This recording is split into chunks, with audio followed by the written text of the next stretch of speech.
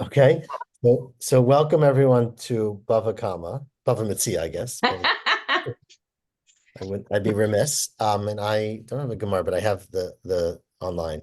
So we're just on Daf Gimel, right? Which means we started one day ago. So hopefully everyone is fully caught up.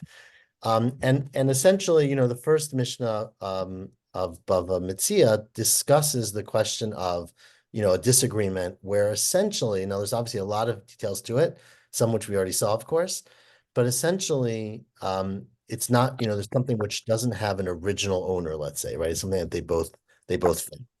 So that sort of became the basis of everything that we wanted to talk about.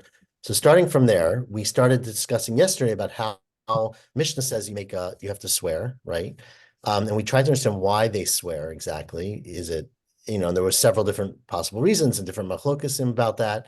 And yesterday we sort of came out with a conclusion that you swear basically to discourage people from doing this in a frivolous way, right? We don't want people just to walk over to somebody else, grab their shirt and say, "Oh, this is mine," and then it looks like two people holding a shirt. And so we sort of wanted to make it for that reason. Today, and we are on Daf Gimel at Lema Matnitin, right? Is that what you got up to? Mm-hmm. Yep. Okay. So that was what we said yesterday. We did it yesterday. We said it's Kanat Chachamim, Rabbi Yochanan said, so that people wouldn't just go and grab other people's shirts. Says the Gemara today, it seems, Lema Matnitin, to lo Rabbi Yossi. Our Mishnah seems, which requires a shvua, not to be going according to Rabbi Yossi. The Rabbi Yossi ha'amar, Rabbi Yossi said, we're going to have this case later, much later actually, that in certain cases where someone goes over to somebody else, right, and they make a claim, the case later is going to be where, a person is watching money for somebody else. So somebody has a business, which they're not very good at apparently, where they watch money for other people. Reuven comes over and gives him $200. Well, one person gives him $200, one person gives him $100. They come at the end of the week and he says, I don't remember which of you gave me 200 and which of you gave me 100. And they both say, we're the ones who gave you the 200. So the question is, what do you do? And it seems very similar to our Mishnah, right? Where they agree on one thing and they don't agree on something, and he has no way to know. And there, Rabbi Yossi says that you don't give them back 100 each, and then the other 100 you swear about. You put it all away. Rabbi Yossi Amar Im Kain, if you give them back their money, Ma'ifsid Ramai. What does the liar lose? Because he only gave 100. He's claiming 200, so he gets his 100 back and he doesn't lose anything, right? So we know someone's lying here. They couldn't have both given 200. Yossi says you punish them both basically, so that the Ramai will lose. All of the money, all 300 in this case, sits until Elio comes, meaning by making a frivolous claim, you hurt yourself. So it can't be Rabbi Yossi. Says, well, okay, so if it's not Rabbi Yossi, Elamai Rabbanan. You're saying it's the Rabbanan who argue with Rabbi Yossi. Rabbanan also there said, even Amru Rabbanan. Rabbanan said in the Mishnah later, look, each person gets 100 back because that's the minimum that the person was watching for them. And the extra 100, Rabbanan said, Hashar Yehemunach Achiyavo Elio, right? The rest of it gets put away. No, that's different than our Mishnah. Our Mishnah said that the rest of it, they make a shvu about. Hanami Kishardami, right? This should be like the extra, meaning if two people are grabbing a talit, then it should be like that extra 100. Disveikahi. It is uncertain which way, which one is right. Says Gemara, well, that's not really a question. So meaning our Mishnah won't go according to Chachamim either. Gemara, that's not really a question. Hi, mine. That is not really a comparison because Yamra Bishma Rabbanan.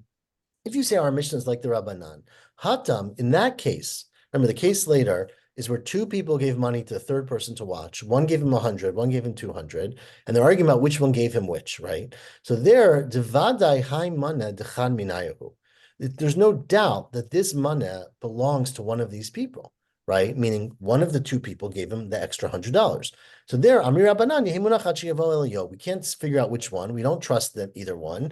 It should be put aside until Elio comes.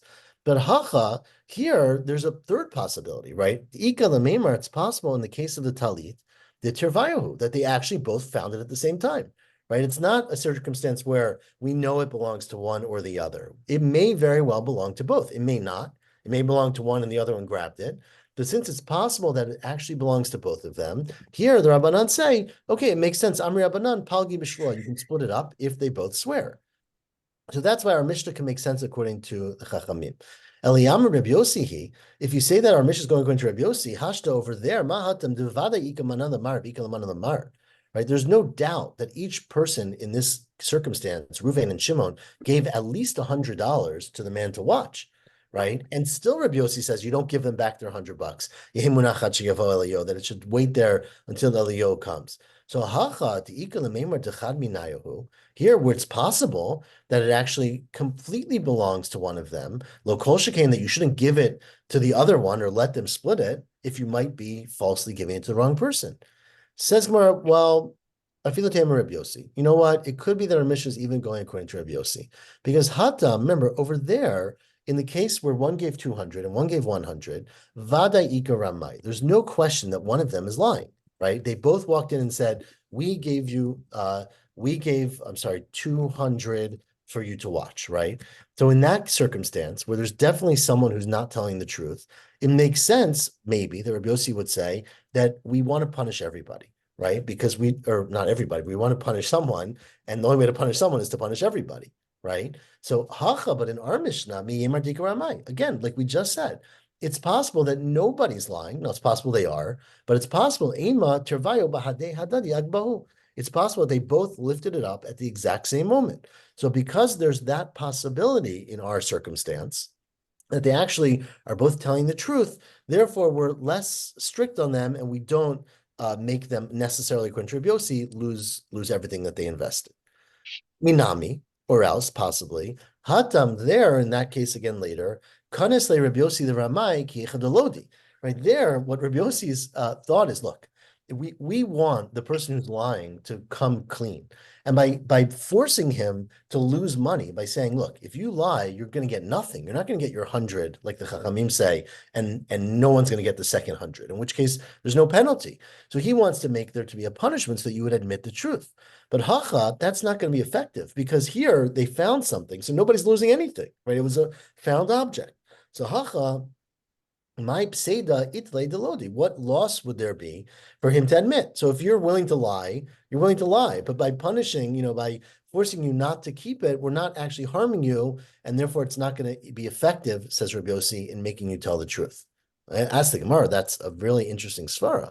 But that's only true. Remember, there were two cases in our Mishnah, right?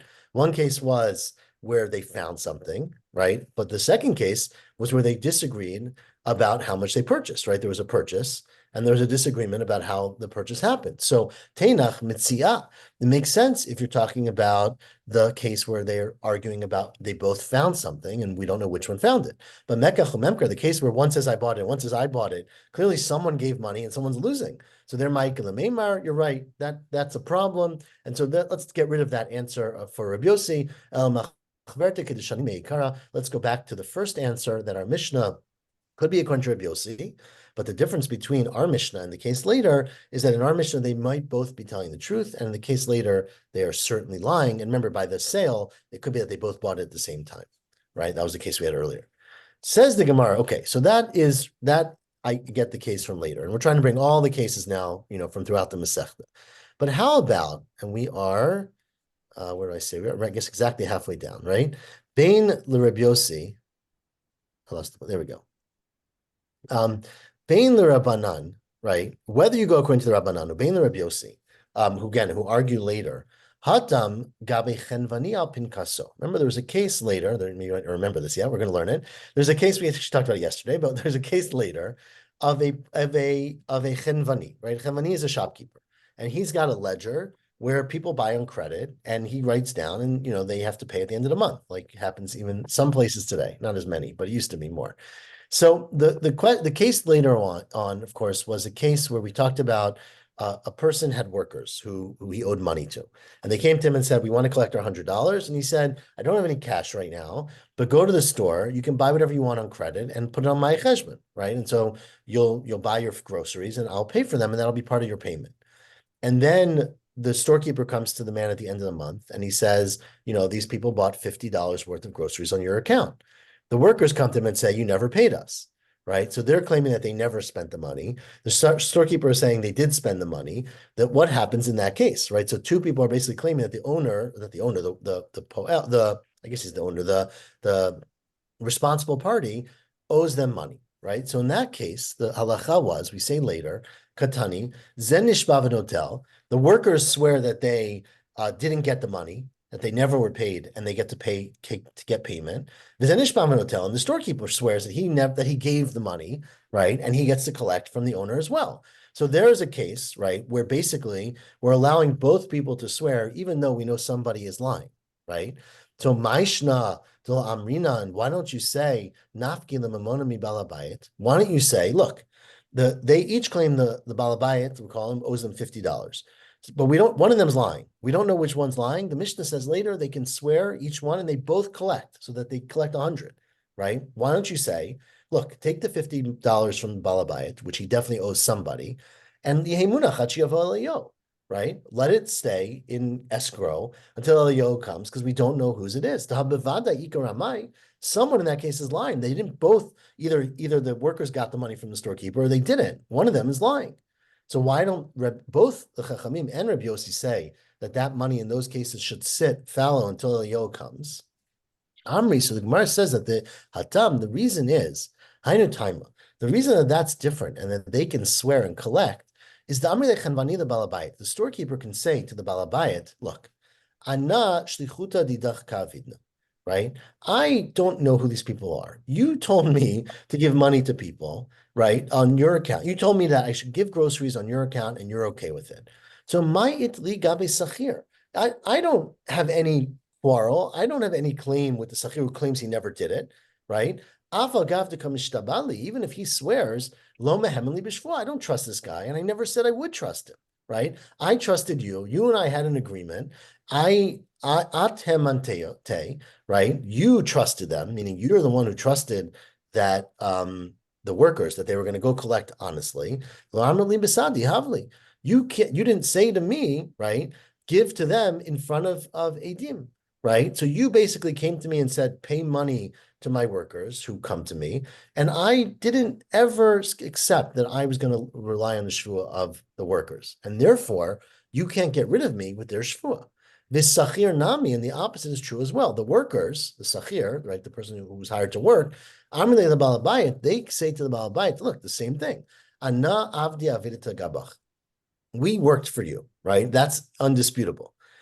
And you owe us money. Now you're claiming, the Chenvani claims that he paid groceries for us. My itli gabi Chenvani, right? We have nothing to do with the shopkeeper. Even if he swears that he paid us, lo mehemenli, we never accepted a relationship with him that his shvuah should be meaningful for us.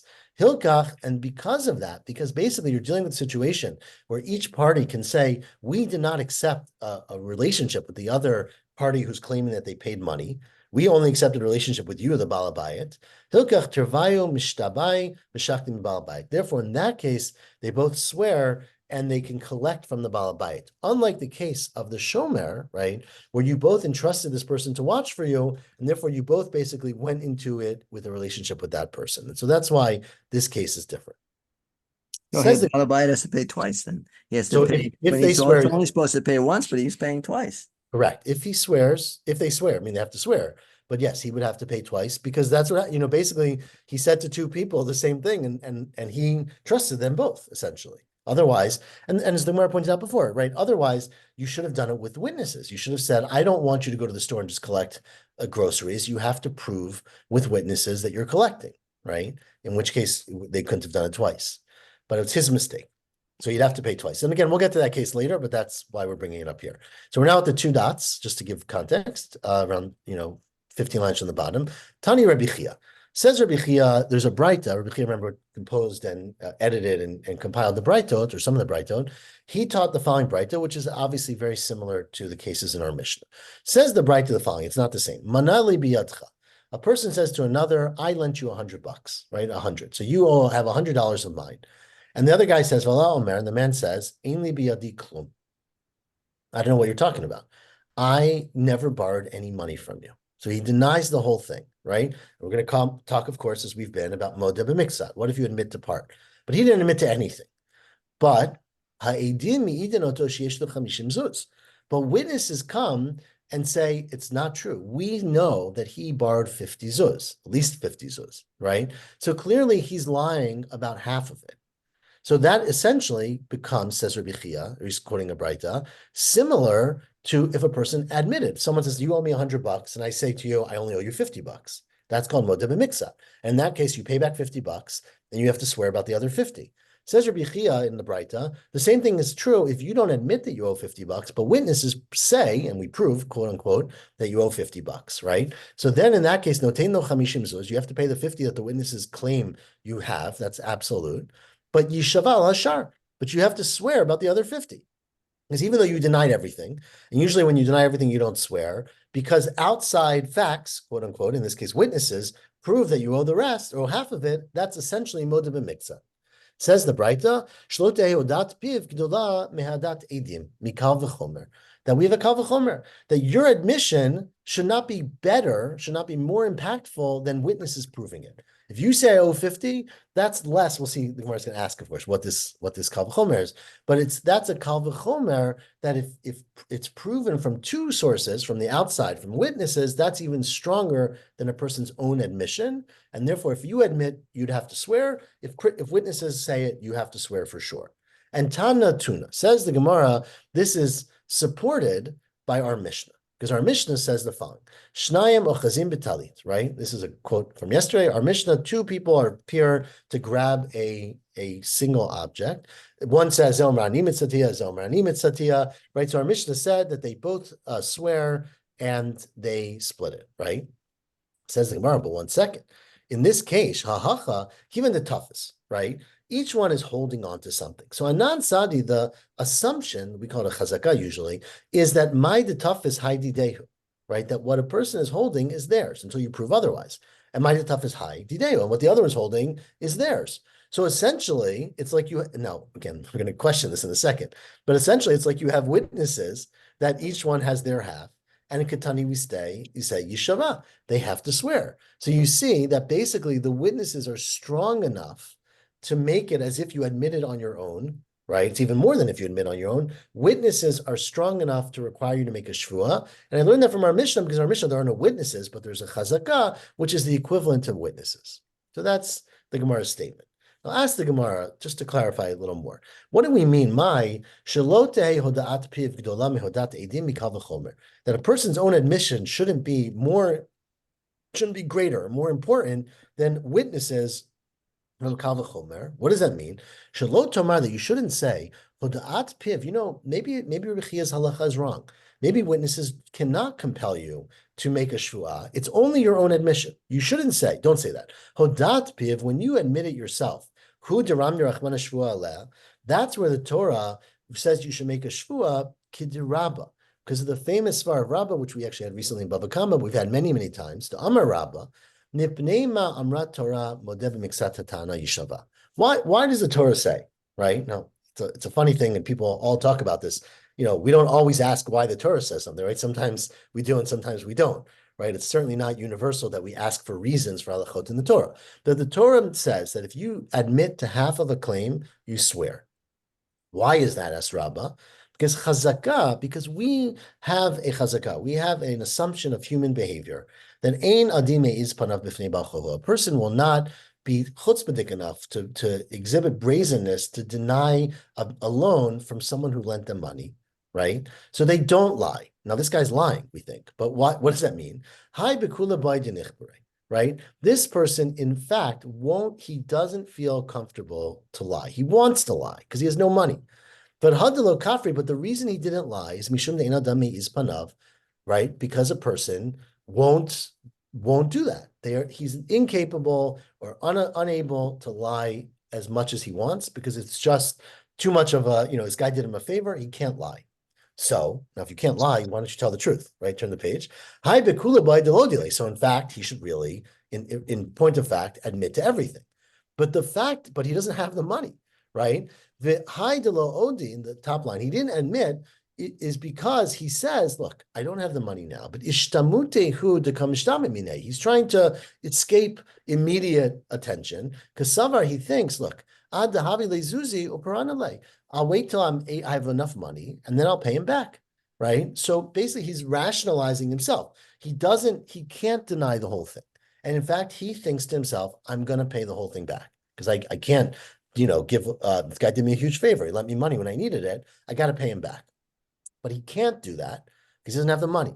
So he's willing to pay back what he can and lie about the rest and think, okay, he'll give me time and I'll pay him back over time. Now, of course, you're not allowed to do that. It's not, you got to pay back with your loan. And so Amar Rachmana, therefore the Torah says, Remi shvua aleh, we should make him make a shvua, keicha delo didei bekulo, so that he admits to everything. And then, whatever the consequences are, he'll come up with money or he'll go into slavery or he'll find a payment plan. But he's got to admit to the truth. So that's where the Torah says, Modeh b'miktzat, you should make a shvua. Avohodat eidim. But by witnesses, so there's no equivalent svara by witnesses, right? By witnesses, this person lied about the whole thing. So you can't any longer say there's a chazakah that, he wouldn't lie, because he might have lied. So there's no thing that the shvua is not going to compel him. If he's willing to lie, maybe he'll lie about the shvua. So what's the point of adding a shvua on? Imalo, Kamash Malan says the Braita, Kal v'chomer, that in fact there's a Kal v'chomer that you have to take the words of witnesses more strongly than the words of a person himself. That's where my Kal v'chomer. What is that? Where do we see those facts? Says and we're going to go through a few options of this, but this is the Kal v'chomer, right? Ma piv, a person's own admission, right? She'ein mechayvo mamon. In general, a person who admits that they owe something doesn't have to pay money based on that. Now, the Gemara is going to ask in a second, what does that mean? But we think it means if you go to someone and say, I owe you $1,000, you don't have to pay, right? Maybe if the next day you deny it, we'll see the case in a second. But it is mechayvo shvuah. But we know that a person who's modeh b'miktzah, we know for a fact, has to make a shvuah on the part that they denied. So edim, so then if you come to the case of edim that are mechayvin oto mamon, we know for a fact, again, we're going to go through all this in a second, that edim require a person to pay. If two witnesses come and say, Ruvain borrowed money from Shimon, Ruvain's got to pay, right? Shouldn't they for sure be mechayvin to make a shvuah if he denies things? Says Gemara, what are you talking about, right? What do you mean? If you go and say, I owe you money, you don't have to pay it. Now we have another principle, which we've said many times, that the admission of a person in a case is like 100 witnesses. So if you go up and someone says, I lent you money, and you say, yes, it's true, then you've got to pay. So what do you mean? It's kal, it's weaker by admission that you don't have to pay based on your admission. Says, no, that's not what we mean by mamon. My mamon, what we mean is knas. We mean you don't pay fines. Remember, this is something we discussed in Bava Kama, is that you don't pay a fine, right, like kefa, let's say, or arba v'chamisha, based on your own admission, right? We know that if you admit, bodeh b'knas, you're patur, right? So if a person admits that they did something, they don't pay the fine. They pay the principal, but they don't pay the fine. So now read the Kal v'chomer. Uma piv shein mechayvo knas. Your own admission can't be mechayv you a knas, but we know your own admission of half can be mechayvo shvuah on the other half. Eidim shemechayvino to knas. Eidim surely are mechayvu knas. If two eidim come and say you're a ganav and you stole something, you pay kefil, right? So eino din shemechayvino to shvuah. So that's the kal v'chomer. That eidim are more impactful than your own admission, and therefore, if eidim come and say you borrowed half the money that you denied, you would have to make a shvuah on the other half. Okay. Says Gemara, okay, that's a nice kal v'chomer. But remember, the way we always look at kal v'chomer is we try to find other nuances of the cases, in this case, your own admission and witnesses, and that show that one is stronger or weaker than the other. And in fact, we're about to say, Malad Piv, Shkem Mechayvo Karban. Remember that if you admit that you did like Asham Zelot, right, that you stole something, you then have to make a karban. And of course, we've recently discussed all of the details, right? But we learned that if you admit, Rashi brings the pasuk Hutvada Asher Chata Vevi Ashamo, right? You bring a karban if you admit that you stole from somebody, right? But if witnesses come, you don't bring a karban, because remember, karban is only brought when you admit it yourself. Karban. So you see that, in fact, there are aspects of admission that are stronger than witnesses. So maybe you can't make the kal v'chomer. Says that is not actually a question, because it's possible that that's wrong. That Rabbi Chia holds like Rabbi Meir severely. Rabbi Chia, again, who taught this Braita, holds like Rabbi Meir. The Amar edim mechayvin to karban mikal v'chomer. In fact, says almost the same thing. That when you talk about asham gzelot, that in fact, if witnesses come, you do bring a karban. So when the Torah says if you admit it yourself, right? So that doesn't just apply to you. It applies also to witnesses who come and say that you did it. And so, in fact, it's true that Eidim are stronger than your own admission in all cases. It's not, as we learned in a well, it's actually a different case. It's not.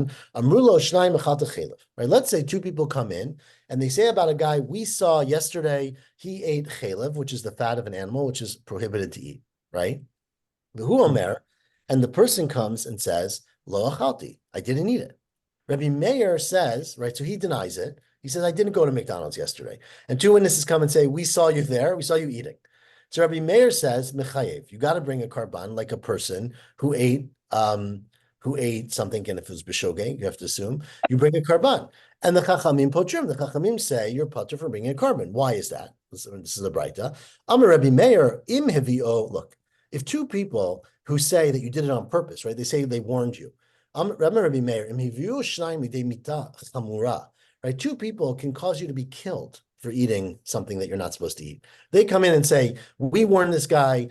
We told him not to eat the chelev. He said, I don't care. I'm eating it anyways. And he ate it. Chelev, you wouldn't be chayiv mita, but things you be chayiv mita, you be chayiv even for witnesses, right? Witnesses say, we saw him kill someone. And he denies it. But still, the witnesses are believed and he would be killed, right? Lo yavio de karban hakal. Shouldn't they certainly bring him to a karban hakal? If he says, I didn't eat this thing yesterday, and they say you did eat it, and it turns out that it was chelev, he should bring a karban. Amrulo, say the chachamim to Rabbi Meir, that's not a very good kal v'chomer. Why? Because ma'im yirtza lomer mezidayiti. Remember that by eating something inappropriate, right? You're only bringing a karban if you do it b'shogeg, if you do it by mistake. If you do it on purpose, you don't bring a karban. Right. And of course, so says the Chachamim, if witnesses come to a person and they say, we saw you eat this McDonald's sandwich yesterday. We know you didn't realize it was McDonald's, but we saw you there. We saw you eating it. And he says, I don't know what you're talking about. I was never there yesterday. What he could have said if he wanted to lie and not get a karban is, I know I went to McDonald's and I'll do it again. Right. I did it on purpose. Because if you do it on purpose, you don't bring a karban. So since you could have said that, when you then say, I didn't do it, we believe you, and that's what's called a migu, right? You could have gone out of it another way in which you would have been completely believed. And so when you got out of it by saying it never happened, we also believe you. So that's why I say the Chachamim, it's a question you would go against this kal v'chomer. Because the person could have said mezid ayiti.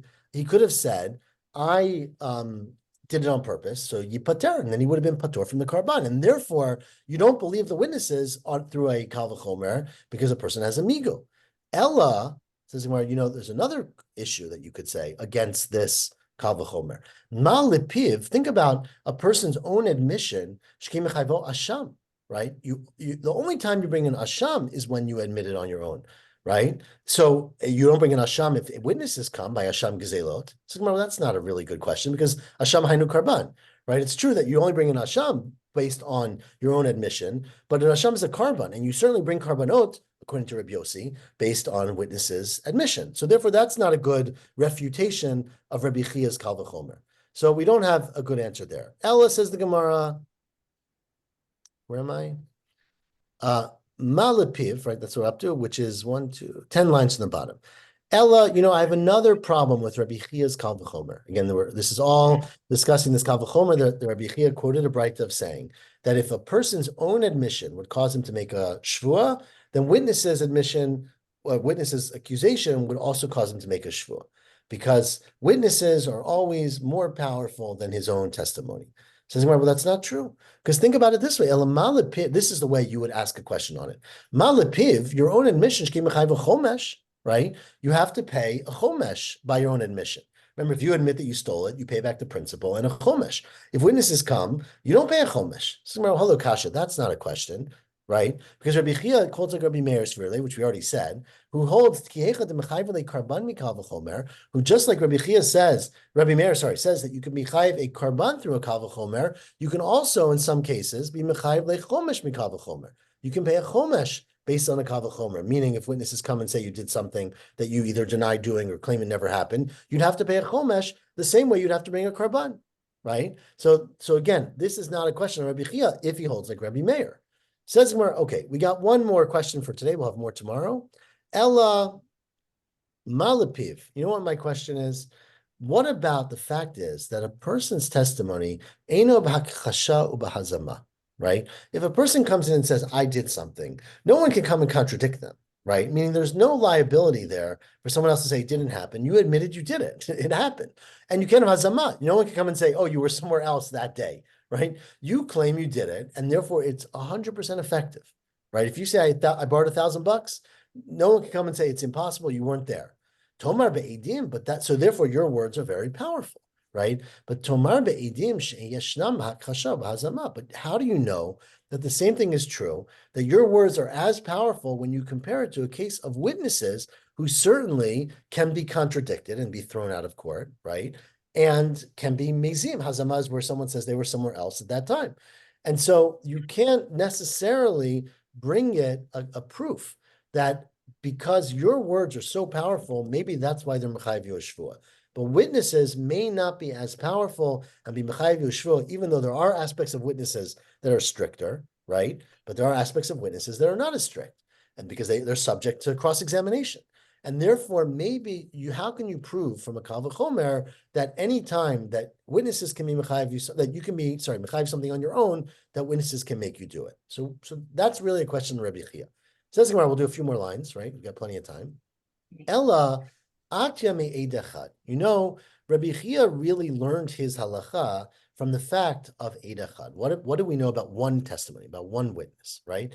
What's the halacha about one witness? Ma edechad, right? If one person comes in and says, we saw Reuven borrow $1,000 from Shimon, that's not strong enough. You don't have to pay back based on one aid, right? She'ein mechayvo mamon. That's not enough to mechayiv you to pay back money. But it's certainly mechayvo shvua, right? One witness is enough. Again, in case there is a witness came and said, we saw him borrow $1,000, you'd have to make a shvua. But edim, so now when you come up to plural witnesses, two witnesses, shemechayvinoto mamon, if they say we saw Reuven borrow $1,000, he'd have to pay $1,000. There's no way out of that.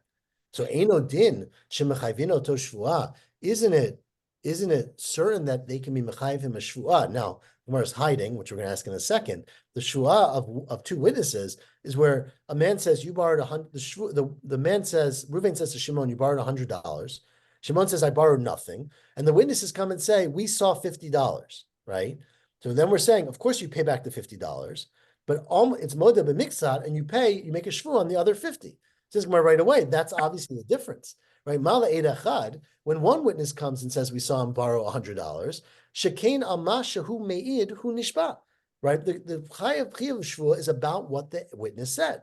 But by edim, the case was not that, right? You want to say, oh, you pay back the $50, right? And you should swear on the other 50, but there, alma, turn the page, or the top of the dalin, alma shekafaru nishba. You're actually asking him to swear about what he denied. So you can't learn from one aid that just like one aid can make you make a shvu'ah, two aidim can make you make a shvu'ah. Because obviously the case where one aid makes you make a shvu'ah is where the aid says, I saw it happen. But by two aidim, they saw something else happen, and we're deriving from there that you're modeh b'miksat and you should make the shvu'ah. And so therefore, we don't have a proof yet, and we're going to actually stop here, but I'll leave you on the edge of your seats. We don't yet have a proof to know how Rabbi Chia really knows this halacha. Again, our Mishnah's halacha is that if you're modeh b'miksat, you have to swear about the rest, right? If you deny, if someone lent you $100, you say, if someone says they lent you $100, you say, I only borrowed 50, you pay back 50, and you swear that you don't owe the other 50. And that's halacha that we all agree on. We said it's from Rabbah, gave the psychology behind it. Said Rabbi Chia, the same would be true if the man said you borrowed $100, you said I borrowed nothing, and I have nothing of yours, and witnesses come and say we don't know about 100, but we know that he has at least 50, right? And there you'd have to pay back the 50, but according to Rabbi Chia, you'd have to swear about the other 50. And tomorrow we're going to keep going to try to understand where we know that all from. What time tomorrow? We're trying very hard to make it happen at 12:15 or so in midday. That works for me. I know Great. it works for everyone, but I hope it works for the most people. I will put in the chat, God willing, but it seems I have to drop my kid off somewhere at 12, and then I think I should be fine. 12:15. Okay. Okay. Thank you. Dr. Cog. Shavua tov, everyone, and sorry about the time. Shavua tov. Good job. Yeah, bye.